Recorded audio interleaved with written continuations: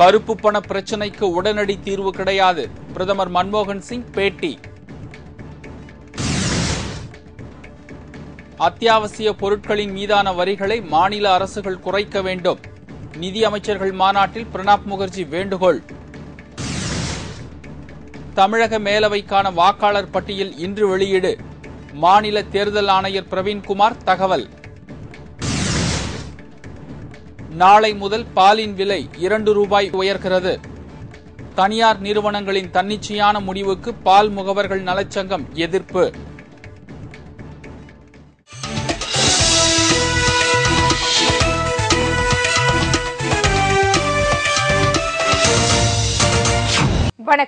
வணக்கம். விரிவான செய்திகள். இந்தியர்களின் கருப்பு பணத்தை உடனடியாக கொண்டு வரும் தீர்வு ஏதும் மத்திய அரசிடம் இல்லை என்று பிரதமர் மன்மோகன் சிங் கூறியுள்ளார். மத்திய அமைச்சரவையை பிரதமர் மன்மோகன் சிங் நேற்று மாற்றி அமைத்தார். இதில் 3 இணை அமைச்சர்கள் கேபினெட் அமைச்சர்களாக பதவி உயர்த்தப்பட்டனர். ஆனால் எந்த அமைச்சரும் பதவி நீக்கம் செய்யப்படவில்லை. இதைத் தொடர்ந்து நாடாளுமன்ற பட்ஜெட் கூட்டத்தொடர் குறித்து செய்தியாளர்களிடம் பேசிய பிரதமர் 2G ஸ்பெக்ட்ரம் விவகாரம் தொடர்பாக முடங்கியுள்ள நாடாளுமன்றத்தின் நடவடிக்கைகள் தோய்வின்றி நடைபெற அனைத்து விதமான முயற்சிகளும் மேற்கொள்ளப்படும் என்று தெரிவித்தார். மேலும் நாடாளுமன்றத்தின் கூட்டுக்குழு குறித்த கேள்விக்கு பதிலளித்த அவர் இது தொடர்பான அனைத்து முயற்சிகளுக்கும் அரசு தயாராக இருப்பதாக கூறினார். இதனிடையே சுவிஸ் வங்கியில் உள்ள இந்தியர்களின் கருப்பு பணம் குறித்த கேள்விக்கு பதிலளித்த பிரதமர் அவற்றை உடனடியாக இந்தியா கொண்டு வரும் தீர்வு ஏதும் இல்லை என்றும் அந்த வங்கிகள் தொடர்பான கணக்குகளுக்கு உரிய வரி விதிப்பது தொடர்பாக அரசிற்கு சில தகவல்கள் கிடைத்துள்ளது என்றும் கூறினார். அதைத் தொடர்ந்து மத்திய அமைச்சரவையில் தற்போது செய்யப்பட்டிருக்கும் மாற்றம் சிறிய அளவிலானதுதான் என்றும் பட்ஜெட் கூட்டத்தொடருக்கு பின் மேலும் பெரிய அளவில் மாற்றங்கள் செய்யப்பட இருப்பதாகவும் பிரதமர் மன்மோகன் சிங் அப்போது தெரிவித்தார். இதனிடையே நாட்டில் நிலவும் அத்தியாவசிய பொருட்களின் விலை உயர்வு வரும் மார்ச் மாதத்திற்குள் கட்டுக்குள் வரும் என்று பிரதமர் அப்போது குறிப்பிட்டார். விலைவாசி உயர்வை கட்டுப்படுத்த அத்தியாவசிய பொருட்கள் மீதான வரிகளை மாநில அரசுகள் குறைக்க வேண்டும் என்று மத்திய நிதியமைச்சர் பிரணாப் முகர்ஜி வலியுறுத்தியுள்ளார். மத்திய பட்ஜெட்டுக்கு முன்னதாக மாநில நிதி அமைச்சர்கள் உடனான ஆலோசனைக் கூட்டம் ஒன்றை மத்திய அமைச்சர் பிரணாப் முகர்ஜி புதுடெல்லியில் நேற்று நடத்தினார். அப்போது பேசிய பிரணாப் முகர்ஜி உணவுப் பொருட்கள் மீதான ஆயத்தீர்வை வரி, மண்டி வரி உள்ளிட்டவற்றை மாநில அரசுகள் நீக்க வேண்டும் என்றும் இதன் மூலம் அத்தியாவசிய பொருட்களின் விலை குறையும் என்றும் கூறினார். மேலும் அத்தியாவசிய பொருட்கள் தட்டுப்பாடின்றி கிடைப்பதை உறுதி செய்தாலே விலை உயராது என்றும் பிரணாப் கருத்து தெரிவித்தார். பணவீக்கத்தை கட்டுப்படுத்துவதில் மாநில அரசுகளும் முக்கிய பங்காற்ற முடியும் என்று கூறிய பிரணாப் உணவு பணவீக்கம் தொடர்ந்து அதிகரித்து வருவதாகவும் இதற்கு அத்தியாவசிய பொருட்களின் விலை உயர்வு முக்கிய காரணம் என்றும் தெரிவித்தார். இதனிடையே பாஜக ஆளும் மாநிலங்களைச் சேர்ந்த நிதியமைச்சர்கள் கச்சா எண்ணெய் மீதான வரியை குறைத்தாலே பெட்ரோலிய பொருட்களின் விலையை உயர்த்த வேண்டிய தேவை இருக்காது என்று குறிப்பிட்டனர். மேலும் விலை உயர்வு மாநில அரசு சம்பந்தப்பட்ட விஷயம் அல்ல என்றும் அவர்கள் அப்போது சுட்டிக்காட்டினர். தமிழக மேலவை தேர்தலுக்கான வாக்காளர் பட்டியல் இன்று வெளியிடப்பட உள்ளது. இதில் வாக்காளர்கள் எண்ணிக்கை அதிகரிக்க வாய்ப்பு உள்ளதாக தெரிவிக்கப்பட்டுள்ளது. தமிழகத்தில் சட்ட மேலவை அமைப்பதற்கான ஆணையை குடியரசுத் தலைவர் பிரதிபா பாட்டீல் கடந்த ஆண்டு வெளியிட்டார். இதனைத் தொடர்ந்து மேலவை அமைப்பதற்கான பணிகள் தீவிரமாக நடைபெற்று வருகிறது. மேலவைக்கு 78 பேர் தேர்வு செய்யப்பட உள்ளனர். பட்டதாரி மற்றும் ஆசிரியர் தொகுதிகளுக்கான வரைவு வாக்காளர் பட்டியல் கடந்த ஆண்டு நவம்பர் மாதம் வெளியிடப்பட்டது. இதில் பட்டதாரி தொகுதிகளில் 3,13,648 வாக்காளர்களும், ஆசிரியர் தொகுதியில் 70,923 வாக்காளர்களும் உள்ளதாக அறிவிக்கப்பட்டிருந்தது. இந்நிலையில் மேலவைக்கான வாக்காளர் பட்டியல் இன்று வெளியாகும் என்று மாநில தேர்தல் அதிகாரி பிரவீன்குமார் ஏற்கனவே அறிவித்திருந்தார். அதன்படி அனைத்து மாவட்ட ஆட்சியர்களும் இன்று காலை இந்த பட்டியலை வெளியிட உள்ளதாக தெரிகிறது. பெட்ரோல் விலை உயர்வை குறைக்க உடனடியாக நடவடிக்கை எடுக்க வேண்டும் என்று கேட்டுக் கொண்டுள்ள தேமுதிக நிறுவன தலைவர் கேப்டன் விஜயகாந்த் பெட்ரோலிய பொருட்களுக்கு இரட்டை விலை நிர்ணயம் செய்யும் முறையையும் அரசு அமல்படுத்த வேண்டும் என்று கூறியுள்ளார். கேப்டன் விடுத்துள்ள அறிக்கையில் பெட்ரோலிய பொருட்களின் விலையை மத்திய அரசு உயர்த்திக் கொண்டே செல்வது தொடர்கதையாகிவிட்டது என்றும் விலைவாசி உயர்வுக்கு இதுவும் ஒரு காரணம் என்றும் தெரிவித்துள்ளார்.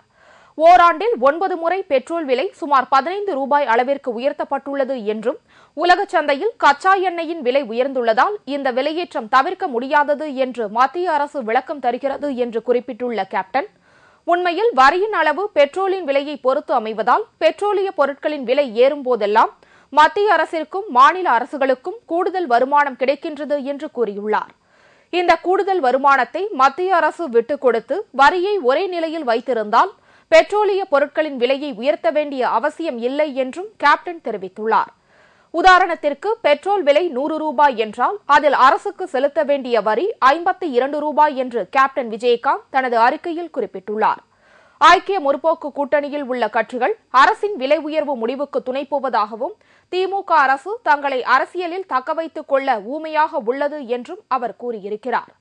அரிசி, கோதுமை, பருப்பு, எண்ணெய், போக்குவரத்து செலவு, பெட்ரோலிய பொருட்களின் விலை உயர்வு, படிப்புச் செலவு, மருத்துவ செலவு, வீட்டு வாடகை உயர்வு போன்ற பல வகை செலவுகளால் நாள்தோறும் மக்கள் நலிவடைந்து வருவதாகவும் அந்த அறிக்கையில் கேப்டன் கூறியுள்ளார். இந்த கவலை தரக்கூடிய சூழ்நிலையை கருத்தில் கொண்டு மக்களின் துயரத்தை போக்கும் வகையில் மத்திய அரசு பெட்ரோல் விலையை குறைக்க உடனடியாக நடவடிக்கை எடுக்க வேண்டும் என்று கேப்டன் விஜயகாந்த் கேட்டுக் கொண்டுள்ளார். இந்நிலையில் பணக்காரர்கள், அளவுக்கு அதிகமான சொத்து வைத்திருப்பவர்கள் இத்தகைய விலை உயர்வை தாங்க முடியும் என்று கூறியுள்ள கேப்டன், ஏழை எளிய நடுத்தர மக்கள் இத்தகைய விலை உயர்வை தாங்க முடியாது என்றும் கூறியுள்ளார். இந்த நிலையை கருத்தில் கொண்டு பெட்ரோலிய பொருட்களின் விலையை நிர்ணயம் செய்யும் போது ஏழை நடுத்தர மக்களின் அத்தியாவசியமான பயணங்களுக்கு குறைந்த விலையிலும், ஆடம்பர வாகனங்களை பயன்படுத்தும் பணக்காரர்களுக்கு கூடுதல் விலையிலும் அரசு பெட்ரோலிய பொருட்களின் விலையை நிர்ணயித்தால் ஓரளவிற்கு சாதாரண மக்களின் வாழ்க்கை சுமை குறையும் என்றும் கேப்டன் விஜயகாந்த் கூறியுள்ளார். ஆகையால் ஏழை மக்களை வாட்டாத இரட்டை விலை கொள்கையை இந்திய அரசு கடைபிடிக்க வேண்டும் என்று கேப்டன் விஜயகாந்த் தனது அறிக்கையில் கேட்டுக் கொண்டுள்ளார். தனியார் பால் நிறுவனங்களின் தன்னிச்சையான விலை உயர்வை தமிழக அரசு கட்டுப்படுத்த வேண்டும் என்று தமிழ்நாடு பால் முகவர்கள் நலச்சங்கம் கோரிக்கை வைத்துள்ளது. குழந்தைகள் முதல் பெரியவர்கள் வரை அனைவருக்கும் மாற்று உணவுப் பொருளாக இருப்பது பால். அத்தகைய அத்தியாவசிய பொருளான பாலின் விலையை நாளை முதல் லிட்டருக்கு 2 ரூபாய் விலை உயர்த்தப் போவதாக ஆந்திராவிலிருந்து தமிழ்நாட்டிற்கு பால் சப்ளை செய்யும் தனியார் பால் நிறுவனங்கள் அறிவித்துள்ளன. இதுகுறித்து தமிழ்நாடு பால் முகவர்கள் நலச்சங்கத்தினர் சென்னை வியாசர்பாடியில் நேற்று செய்தியாளர்களை சந்தித்தனர். அப்போது பேசிய அச்சங்கத்தின் தலைவர் பொன்னுச்சாமி, ஆந்திராவில் இருந்து தமிழகத்திற்கு பால் விநியோகம் செய்யும் தனியார் பால் நிறுவனங்களான ஹெரிடேஜ், திருமலா, ஜெர்சி, டோட்லா ஆகிய ஆந்திர நிறுவனங்கள் நாளை முதல் 2 ரூபாய் விலை உயர்த்த முடிவு செய்திருப்பதாகவும் இது அவர்களின் தன்னிச்சையான முடிவு என்றும் தெரிவித்தார். அவ்வாறு அவர்கள் தன்னிச்சையாக விலை உயர்வு செய்ததற்கு கண்டனம் தெரிவித்து அவர் இதனை தமிழக அரசு உடனடியாக தடுத்து நிறுத்த நடவடிக்கை எடுக்க வேண்டும் என்று கேட்டுக்கொண்டார். மேலும் தனியார் நிறுவனங்கள் விலை உயர்வு செய்வதற்கு 4 பேர் கொண்ட குழு ஒன்றை அமைக்க தமிழக அரசு முயற்சி செய்ய வேண்டும் என்றும் பொன்னுச்சாமி அப்போது கேட்டுக்கொண்டார். அவ்வாறு இந்த பால் விலை உயர்வை தமிழக அரசு கேட்காவிட்டால் சென்னையில் உள்ள அந்த தனியார் நிறுவனங்கள் முன்பு பால் முகவர்கள் நலச்சங்கம் ஆர்ப்பாட்டம் நடத்தும் என்றும் பொன்னுச்சாமி அப்போது தெரிவித்தார். தமிழக அரசு பால் கொள்முதல் விலை உயர்வை மட்டும்தான் தமிழ்நாட்டில் விலையேற்றம் பண்ணியிருக்காங்க. பசும்பால் லிட்டருக்கு 1 ரூபா 10 காசும், எரும்பால் லிட்டருக்கு 2 ரூபா 20 காசும். ஆனால் ஆந்திராவிலிருந்து வரக்கூடிய 4 முன்னணி நிறுவனங்கள் தன்னிச்சையான விலையேற்றத்தை நாளை மறுதினம் முதல் பண்ண போகிறதா சுற்றறிக்கை அனுப்பிச்சிருக்காங்க. இந்த விலை உயர்வு முற்றிலும் அவங்கள தன்னிச்சையாக எடுக்கப்பட்ட முடிவு. இந்த விலையேற்ற முடிவுனால பொதுமக்கள் பெரிதும் பாதிக்கப்படுவாங்க. அதனால் இந்த விலை உயர்வை மறுபரிசீலனை பண்ணணும்னு இல்லாமல் இந்த விலை உயர்த்தத்தின் தடை செய்யணும்னு சொல்லிட்டு தமிழக அரசை கேட்டுக்கிறோம். சபரிமலையில் ஐயப்ப பக்தர்கள் 106 பேர் உயிரிழந்த சம்பவத்தை நாடாளுமன்றத்தில் பாஜக எழுப்பும் என்று எதிர்க்கட்சித் தலைவர் சுஷ்மா ஸ்வராஜ் தெரிவித்துள்ளார். கடந்த புதன்கிழமையன்று கேரள மாநிலம் புல்மேட்டில் நடைபெற்ற கூட்ட நெரிசலில் சிக்கி ஐயப்ப பக்தர்கள் 106 பேர் மூச்சு திணறி உயிரிழந்தனர். இதையடுத்து அந்த பகுதிக்கு சென்றிருந்த பாரதிய ஜனதா கட்சியின் மக்களவை எதிர்க்கட்சித் தலைவர் சுஷ்மா ஸ்வராஜ் அங்கு செய்தியாளர்களை சந்தித்தார். அப்போது இதுபோன்ற துயர சம்பவம் கடந்த 1999ஆம் ஆண்டு பம்பாவில் நிகழ்ந்ததாகவும் அந்த சம்பவம் தொடர்பான அறிக்கையை படித்து உரிய நடவடிக்கை எடுத்திருந்தால் தற்போது இந்த துயர சம்பவம் நிகழ்ந்திருக்காது என்றும் கூறினார். 1999ஆம் ஆண்டு நிகழ்ந்த நெரிசல் சம்பவத்தில் சிக்கி 52 பேர் உயிரிழந்தது தொடர்பாக நீதி விசாரணை நடத்தப்பட்டு சில ஆலோசனைகள் அளிக்கப்பட்டும் பக்தர்களின் பாதுகாப்பிற்கு எடுக்கப்பட வேண்டிய நடவடிக்கைகள் கேரள அரசு செய்ய முயலவில்லை என்று சுஷ்மா அப்போது குற்றம் சாட்டினார். மேலும் இந்த துயர சம்பவத்திற்கு வெறுமனே நீதி விசாரணைக்கு மட்டும் உத்தரவிடுவது போதாது என்றும் அது தொடர்பாக வழக்கு போடுவதாலும் எவ்வித பிரயோசனமும் இல்லை என்று கூறிய சுஷ்மா, இதுபோன்ற விபத்துக்களை தடுக்கும் வகையில் உபயோகமான நடவடிக்கைகள் எடுக்க வேண்டியது மிகவும் அவசியம் என்றும் தெரிவித்தார். இந்நிலையில் சபரிமலையில் 106 பேர் உயிரிழந்த சம்பவம் தொடர்பாக நாடாளுமன்றத்தில் பாஜக குரல் எழுப்பும் என்று சுஷ்மா ஸ்வராஜ் அப்போது குறிப்பிட்டார். சுவிஸ் வங்கியில் கருப்பு பணத்தை பதுக்கி வைத்துள்ள இந்தியர்களின் பட்டியலை வெளியிடுவது நாட்டிற்கு மிகப்பெரிய நன்மையை விளைவிக்கும் என்று முன்னாள் சட்டத்துறை அமைச்சர் ராம்ஜெத் மலானி கூறியுள்ளார். நாட்டில் உள்ள மிகப்பெரிய பணக்காரர்கள் மற்றும் முன்னாள் இந்நாள் அரசியல்வாதிகள் சிலர் அரசுக்கு வரி கட்டாமல் இருப்பதற்காக தாங்கள் சம்பாதித்த மிகப்பெரிய வருமானங்களை அப்படியே வெளிநாட்டு வங்கியான சுவிஸ் வங்கியில் கருப்பு பணமாக சேமித்து வைத்துள்ளனர். அவ்வாறு நமது நாட்டு பணத்தை எந்த ஒரு பயன்பாடும் இன்றி வெளிநாட்டில் வைத்துள்ளதால் இங்கு பண பரிவர்த்தனை மிகவும் குறைந்து நாட்டின் பணவீக்க விகிதம் ஆண்டுதோறும் அதிகரித்து வருகிறது. இதனை கட்டுப்படுத்த சுவிட்சர்லாந்தில் உள்ள வங்கியில் சேமித்து வைக்கப்பட்டுள்ள அந்த பணத்தை இந்தியாவிற்கு கொண்டு வர வேண்டும் என்று எதிர்க்கட்சிகள் உள்ளிட்ட அனைத்து கட்சிகளும் மத்திய அரசை வலியுறுத்தி வந்தது. இந்நிலையில் முன்னாள் சட்டத்துறை அமைச்சரும் மூத்த வழக்கறிஞருமான ராம்ஜெத் மலானி உச்சநீதிமன்றத்தில் மனு ஒன்றை தாக்கல் செய்திருந்தார்.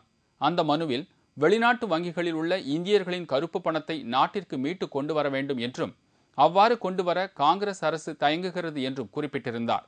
இதனை விசாரித்த உச்சநீதிமன்றம் மத்திய அரசுக்கு கடுமையான கண்டனமும் தெரிவித்திருந்தது. இதனிடையே வெளிநாட்டில் உள்ள அந்த கருப்பு பணத்தை நமது நாட்டிற்கு கொண்டு வந்தால் நாட்டில் உள்ள ஏழ்மையை ஒழிக்க முடியும் என்றும் தற்போது மக்களுக்கு விதிக்கப்படும் வருமான வரியை அடுத்த 30 ஆண்டுகளுக்கு நிறுத்தி வைக்கலாம் என்றும் யோசனை தெரிவித்தார். இவ்வாறு கருப்பு பண பட்டியலை மத்திய அரசு வெளியிட்டால் நாட்டிற்கு மிகப்பெரிய நன்மை விளையும் என்றும் அப்போது ராம்ஜெத் மலானி குறிப்பிட்டார். காங்கோ வைரஸ் என்னும் புதிய வகை காய்ச்சல் குஜராத் மாநிலத்தில் முதன்முதலாக பரவ தொடங்கியுள்ளது. இந்த காய்ச்சலுக்கு இதுவரை மருத்துவர் ஒருவர் உட்பட 3 பேர் பலியாகியுள்ளனர். இதையடுத்து அங்கு ஆய்வு மேற்கொள்ள மத்திய குழு ஒன்று சென்றுள்ளது. குஜராத் மாநிலம் சனந்த் என்ற இடத்தைச் சேர்ந்தவர் ஷமினா பானு. இவருக்கு காய்ச்சல் இருந்தது. மாத்திரை சாப்பிட்டும் குணமாகாததால் சனந்தில் உள்ள ஒரு மருத்துவமனையில் அவரது உறவினர்கள் சிகிச்சைக்காக சேர்த்துள்ளனர். ஆனால் சிகிச்சை பலனின்றி ஷமினா பானு உயிரிழந்ததாக தெரிய வந்துள்ளது. அந்த பெண் உயிரிழந்த 2வது நாளில் அவருக்கு சிகிச்சை அளித்த மருத்துவரும் காய்ச்சலால் உயிரிழந்தார். அவரைத் தொடர்ந்து நேற்று முன்தினம் ஷமினா பானுவிற்கு சிகிச்சை அளித்த நர்சும் பலியானார். தொடர்ச்சியாக 3 பேர் பலியானதால் அந்த மருத்துவமனை நிர்வாகிகளுக்கு சந்தேகம் ஏற்படவே அது மர்ம நோயாக இருக்கலாம் என கருதி இரத்த மாதிரியை புனே ஆய்வு மையத்திற்கு அனுப்பி வைத்தனர். அதனை பரிசோதித்த புனே மருத்துவர்கள் இந்த காய்ச்சல் புதுவகை வைரஸால் ஏற்பட்டு இருப்பதை கண்டுபிடித்தனர். கிரிமியன் காங்கோ ஹேம்ரோஜிக் ஃபீவர் என்ற வைரஸால் இந்த புதிய வகை காய்ச்சல் ஏற்பட்டு இருந்தது என்றும் அப்போது கண்டுபிடிக்கப்பட்டது. இந்த வைரஸை சுருக்கமாக CCHF என்றும் அழைக்கப்படுவதாக தெரிவித்தனர். இந்த வகை வைரஸ்கள் வீட்டு வளர்ப்பு பிராணிகளின் மூலம் மனிதர்களுக்கு பரவியிருப்பதாக நிபுணர்கள் கூறுகின்றனர். இந்த வகை வைரஸ் முதலில் இரத்தத்தில் பரவி பின்னர் உமிழ்நீரிலும் பரவிவிடும் என்றும் கூறப்படுகிறது. இவ்வாறு குஜராத்தில் புதிய வைரஸ் காய்ச்சல் பரவியதை அடுத்து மத்திய சுகாதார குழு உள்ளிட்ட 20 மருத்துவ குழுக்கள் அங்கு நேரில் சென்று ஆய்வு நடத்தி வருகின்றனர். முதலில் நோய் ஏற்பட்ட கிராமத்தைச் சுற்றி 5 கிலோமீட்டர் தூரத்தில் உள்ள அனைத்து கிராமங்களிலும் தடுப்பு நடவடிக்கைகள் மேற்கொள்ளப்பட்டு வருகின்றன. இத்துடன் செய்திகள் நிறைவடைந்தன. மீண்டும் செய்திகள் பிற்பகல் 1 மணிக்கு. உங்களது பிரச்சனைகளுக்கு உடனடி தீர்வு காண 300134 600 என்ற கேப்டன் டிவியின் தொலைபேசி எண்ணுக்கு தொடர்பு கொள்ளுங்கள். வணக்கம்.